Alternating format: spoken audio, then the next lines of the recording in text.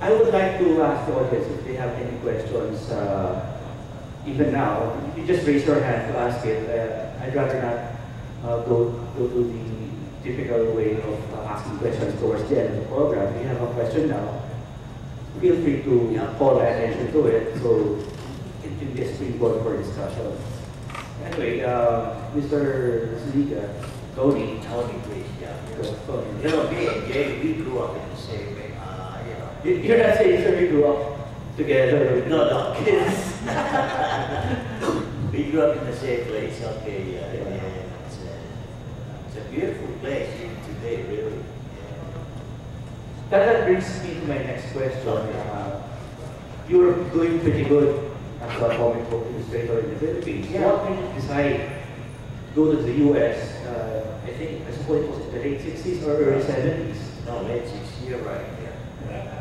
Well, I really had thought much about living, except when I saw for sure about, because I was in those years I was in the advertising business too. I thought about, hey, I gotta study about doing logos and all that. Then I saw a school in New York City that they, wow, they have a class about that. That's the reason I went to New York City, because I went to school there, really. Oh, advertising. Yeah, what is this now? We decided, and we didn't have any computers then. So you really, wow, we would really thought how we use your brain, how we, like today, oh my God, they have a lot of help today. No, not in those years. You gotta really use your imagination, with designing this, designing that. And we use very crude materials like tracing paper and all that, Because once you do the design, it's like working on a glass, and then it's like a pattern, look for pattern, and once you see the design that you made, it's like looking into a, well, anyway, you find the shape that you like, you tape it, and that's it. So you had no plans of going into comics? No, we had no plans at all. No, I was at school. Yeah.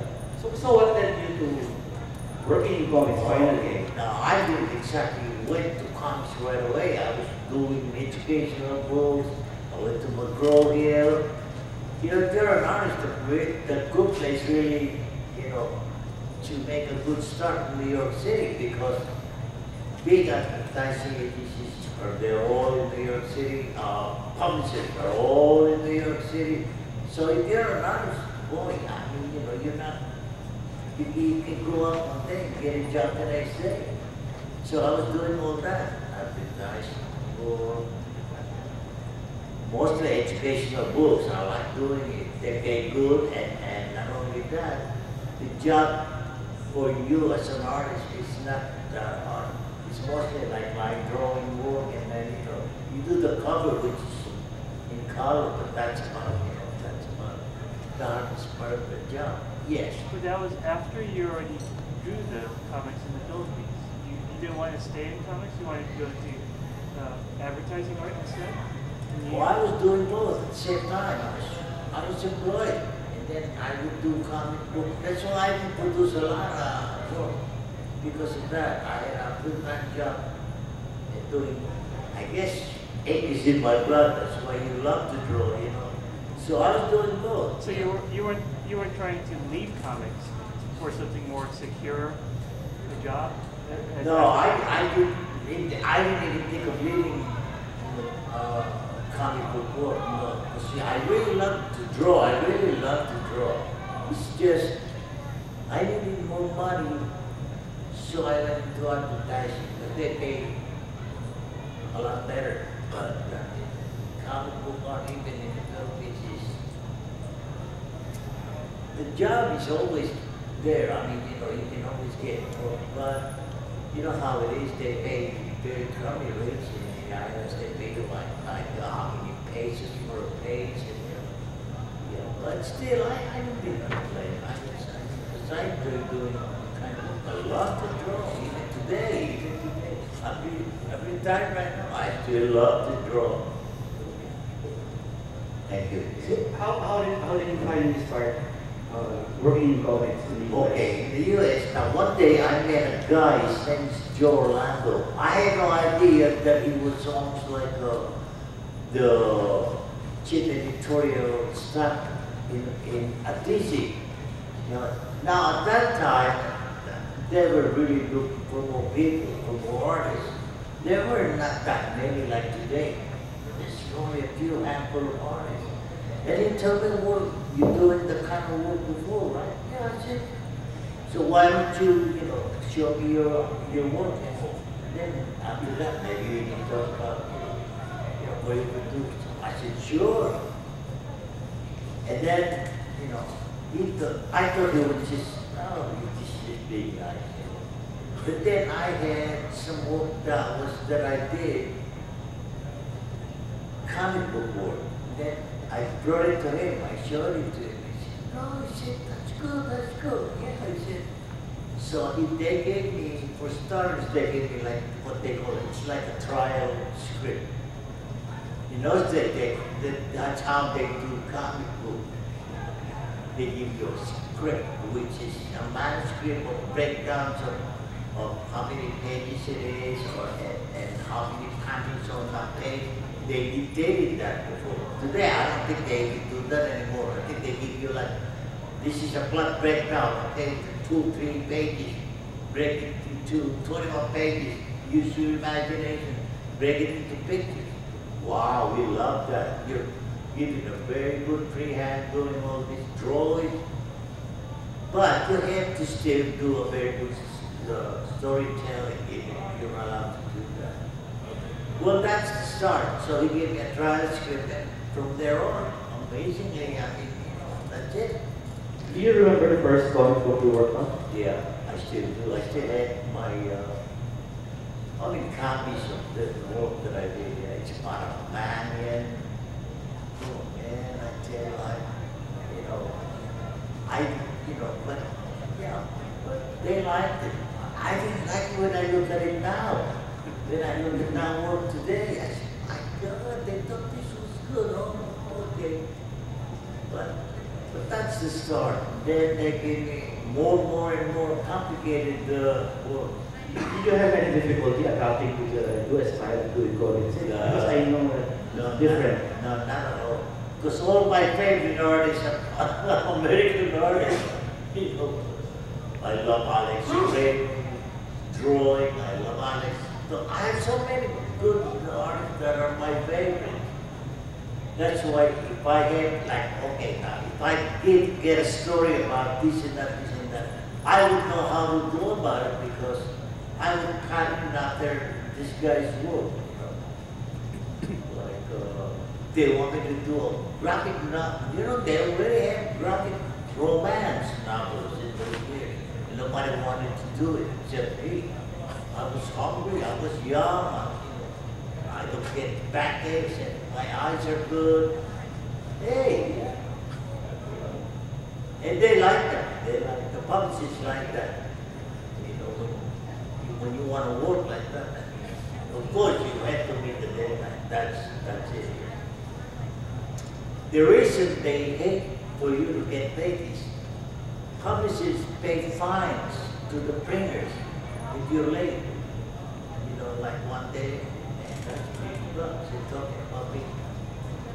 2 days, oh man, more money coming from the pocket. That's why, if you're always doing that, no matter how good you are, I think they'll just forget about giving work to you.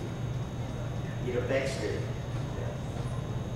But it's always been known that Philippine artists were going to be very fast. Yeah, right. Unlike today. Because about blue trade, they got, I got in the islands in those years, when we submit work to the publisher, my God, they pay better already. That's standard, that's how much they pay. But they look for, my God, what kinds of details that achieve the work. Yeah, so. But anyway, when I think about that today, hey, we had a very good training. We were paid very low, but still the quality of work was there, you know. When you look at the work that we did, it's not just me, I think it's everybody really. It's the same case with Alex Nino,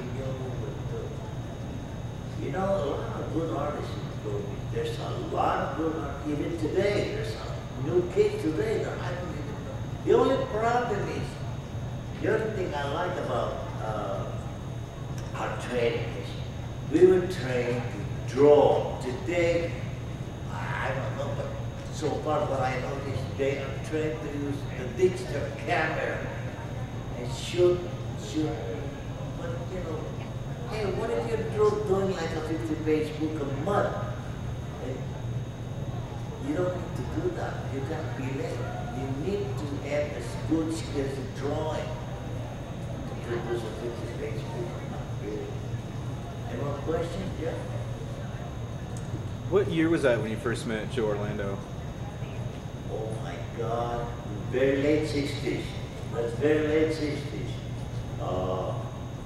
Yeah, and then the very opening year of the 70s, that's when I decided, see, in those years, DC has thought about putting a lot of weird, I don't mean weird stuff, but weird titles, like Weird War Tales, Weird Romance, Weird Western, you know, everything was weird. So, which is good because that already gave you an idea what kind of concept you're going to do, what the character they want you to decide, you know.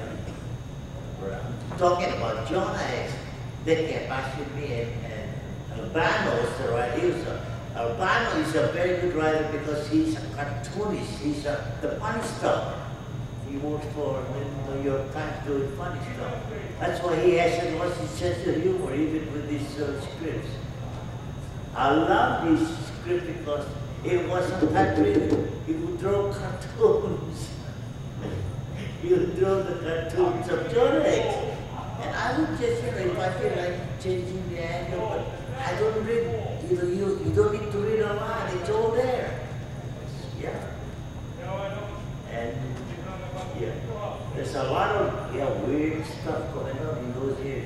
Yeah, can you talk a little bit about how you approach drawing Jonah X? You were mentioning earlier that you did a lot of research. You asked that question.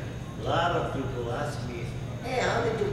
Because every time they ask me, hey, are you done with the concept? Yeah, I'm telling them, sure, yeah.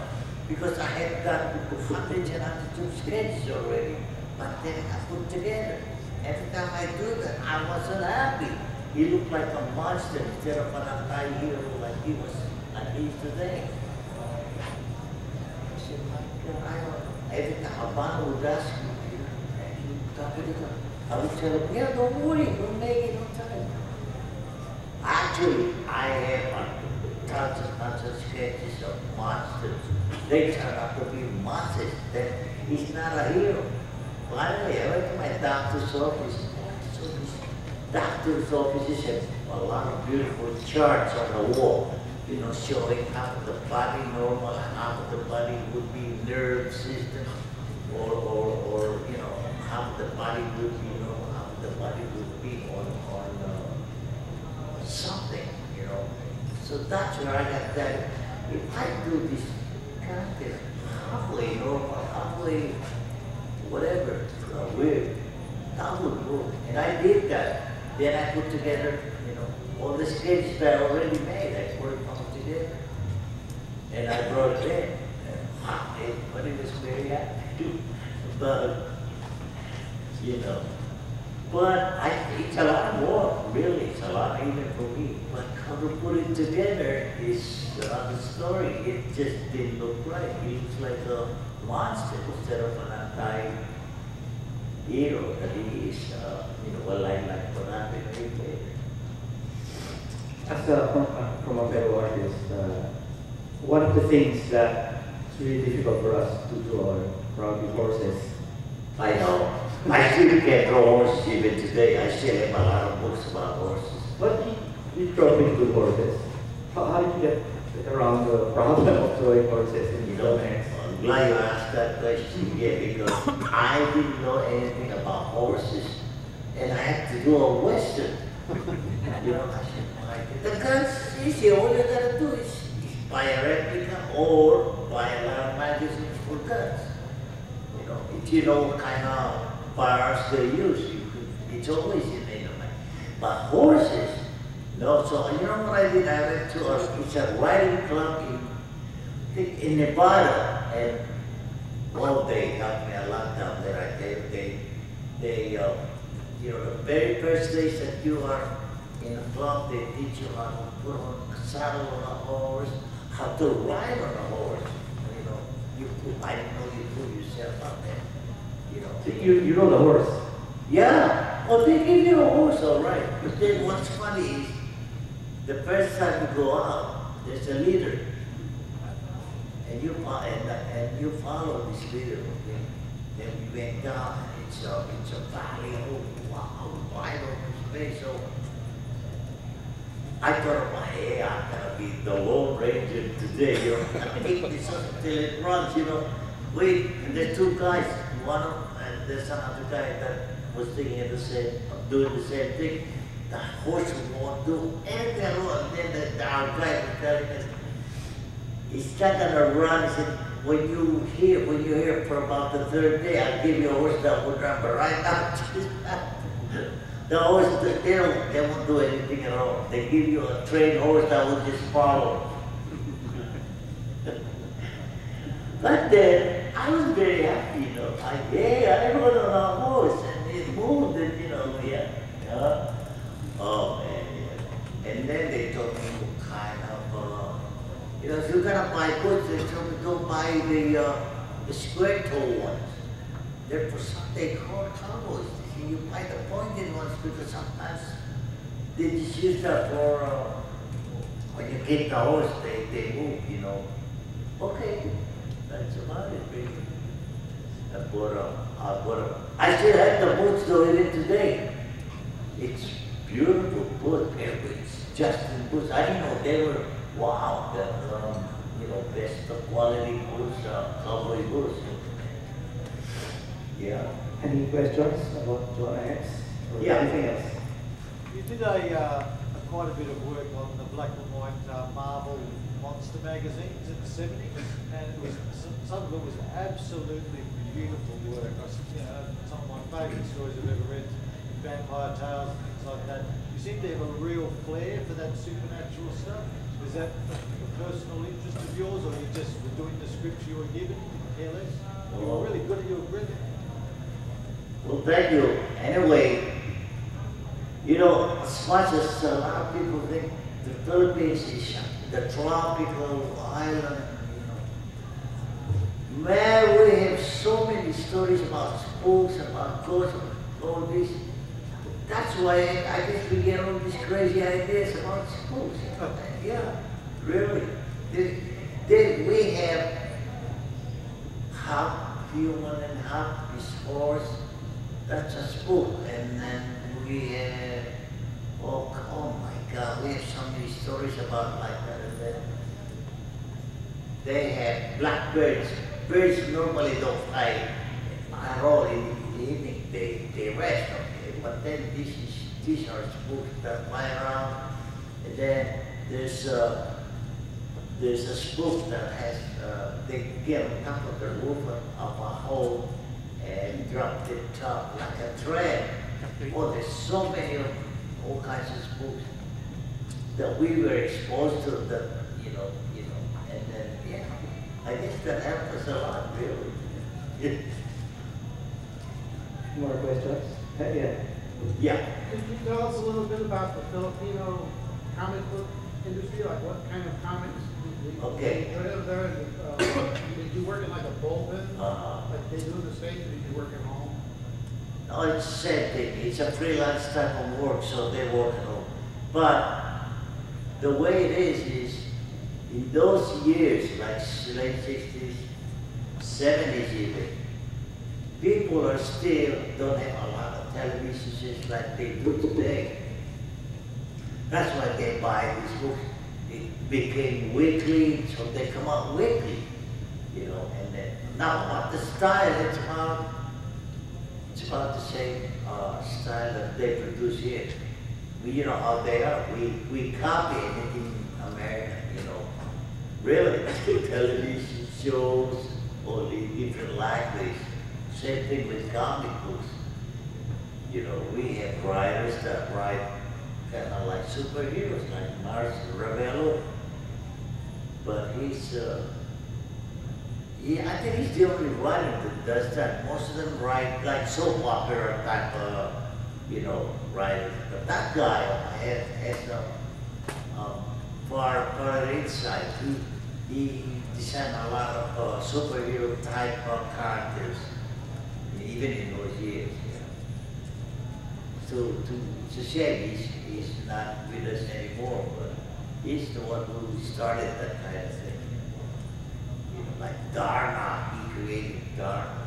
Beautiful girl, flies, you know, yeah, like Wonder Woman, I guess, yeah. Yes. Yes. So you came to the States in 1969, is that what you're saying, before? Yeah. And then sometime in the 70s, like Marvel and DC began a big program of using Filipino artists on their books. Were you somebody that they talked to about, you know, what's the talent pool like back home? Do you know guys? Did they approach you and ask you to bring other people in at that time? You know, I think I better start from the beginning. The reason they hired a lot of Filipino artists that they were what they call reproducing. It's not I said, why are you doing this? This came out before. It came out before, and then they would put it in a book. Okay? So I asked the publishers, why are you doing this? People have read these materials already, all of them. You just put it in a book because you did it with new material. We have no budget for paying, you know, no materials like, no, they can't afford, like, my God, they said we gotta pay like $70 for a page. Oh, okay. So I said, well, if you can find out how much your budget would be, you know, maybe I can help you. It took them quite a while. And then one day, they told me that the only budget that they have is like $12 to have new material. You know, I said, you can have new materials for $12. I told them that we gotta go to the Philippines, talk to a lot of artists. Because they would do the work for $10, really. In those years, $10 the exchange in those years was incredible. It was a lot of money. You know, even the local publishers can't pay that much. The exchange rate between peso and dollar back then was very small. Yeah, right. But then, you know, it stretches more the budget. They can even outpay local publishers in those years. In those years, now I don't know, maybe today, no, but in those years they did. Was that $10 for a complete comic? A page. Oh, a page. A page, yeah. No, not the whole, no. But that includes inking and lettering. Yeah. Oh, yeah. Oh. Well, for $12, that includes everything, you know, lettering and, yeah. You know. They didn't believe it until then one day they told me, you really think they would? I said, yeah, I know that. I said, for a fact, because, hey, you know, I need to do that. I said, they used to pay me 50 pesos a page, which is in those years, my God, what is it, like maybe, it's not even $5 in those years. Oh, okay, so that's it. Yeah. So they wanted to see it for themselves. First, they're worried about the quality of work they can do. So, okay, we're going there. You're going with us, Tony. I want to see. So finally, I had a meeting for all these artists to be, you know, and they look at their work and they go, wow, they were very impressed. The only problem they said is they draw really really good pictures. But can they tell a story? See, that's the problem they're facing, is how to tell a very good story without, just looking at the pictures. You see, you can, just like a silent movie. You don't need sound to watch a silent movie, you can understand what's going on. Or just like a Hitchcock movie, you can understand what's going on. Well, that would take a little time, but I know they can do it.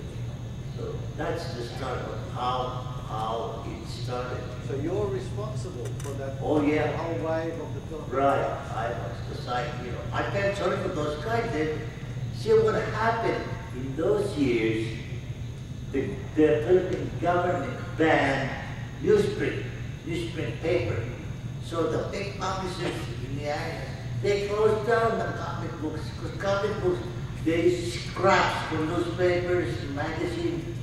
That's why they publish the comic books. They can't do that anymore because of the ban. They have to buy black market paper for the newspaper. They can't print the comic books anymore. That's very good time, yes. That group of artists, is that what you call the tribe? No, the tribe is a very tiny group, okay? Okay. That